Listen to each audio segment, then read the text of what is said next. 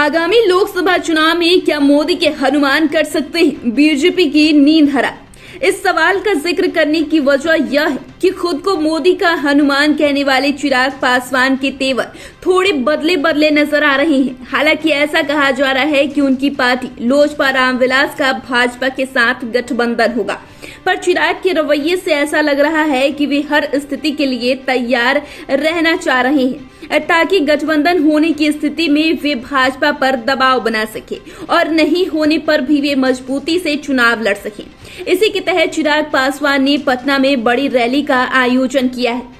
दरअसल लोजपा रामविलास सुप्रीमो ने अपनी राजनीति का खुलासा करते हुए कहा कि उनकी पार्टी लोकसभा चुनाव से ठीक पहले पटना के गांधी मैदान में बड़ी रैली करेगी। चिराग ने कहा कि हमारी प्राथमिकता लोकसभा चुनाव और उसके बाद होने वाले बिहार विधानसभा चुनाव है, जिसके लिए हम तैयारी कर रहे हैं। इसके साथ ही चिराग पासवान ने गठबंधन को लेकर भी बड़ा खुलासा किया है। उन्होंने कहा कि हम चुनाव के समय किसी भी गठबंधन में शामिल होने के बारे में फैसला करेंगे। चिराग ने कहा कि हमने अभी तक इस मुद्दे पर फैसला नहीं किया है, अभी हम पार्टी संगठन को मजबूत कर रहे हैं। यानी कि लोजपा रामविलास सुप्रीमो ने यह साफ कर दिया है कि वे फिलहाल गठबंधन करने पर विचार नहीं कर रहे हैं। वैसे चिराग पासवान बहुत पहले ही यह साफ कर चुके हैं कि वे ऐसे किसी गठबंधन का हिस्सा नहीं होंगे जिसमें नीतीश कुमार होंगे। इसका मतलब यह हुआ कि वे महागठबंधन में शामिल होने के लिए तैयार नहीं है, लेकिन वे यह भी नहीं कह रहे हैं कि भाजपा के साथ गठबंधन करेंगे, जबकि उन्होंने उपचुनाव में भाजपा के लिए जमकर प्रचार किया। इस तरह से चिराग पासवान भाजपा के खिलाफ कहीं न कहीं माइंड गेम खेल रहे हैं।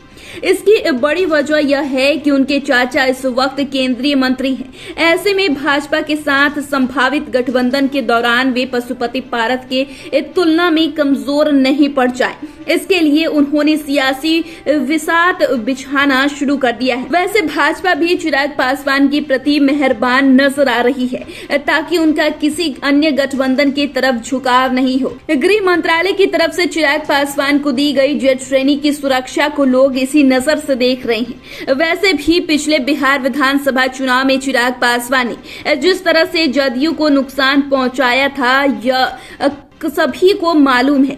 ऐसे में भाजपा यह कभी नहीं चाहेगी कि पार्टी को चिराग की नाराजगी का सामना करना पड़े। खासकर नीतीश कुमार के एनडीए से अलग हो जाने पर भाजपा को भी राज्य में मजबूत सहयोगियों की तलाश है। देखिए तो इस लिस्ट में चिराग पासवान सबसे ऊपर हैं और इसका एहसास उन्हें भी है।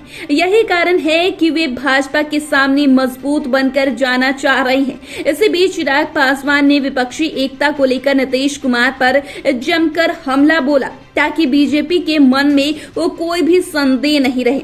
उन्होंने नीतीश कुमार पर अटैक करते हुए कहा कि विपक्षी खेमे के कई नेता सीएम पीएम की रेस में हैं और वे एक दूसरे के नेतृत्व को स्वीकार नहीं कर सकते। चिराग ने कहा कि कोई भी नीतीश कुमार के नेतृत्व को स्वीकार नहीं करेगा। उन्होंने कहा कि जब राज्य के लोगों ने उन्हें खारिज कर दिया तो सवाल ही कहाँ है कि देश उन्हें पीएम के रूप में चुनेगा। इस तरह चिराग पासवान ने बताना चाहा कि नरेंद्र मोदी के सामने कोई चुनौती नहीं है, लेकिन लगे हाथों उन्होंने जिस तरह से 28 नवंबर को बड़ी रैली का ऐलान किया है, उससे यह साफ है कि वे भाजपा के खिलाफ माइंड गेम खेलने की तैयारी में हैं। अब देखना यह होगा कि चिराग पासवान का आगे कैसा रुख रहता है। तो फिलहाल लेते हैं, चैनल को सब्सक्राइब कर ले, फेसबुक पेज को लाइक कर ले। वीडियो देखने के लिए आपका शुक्रिया।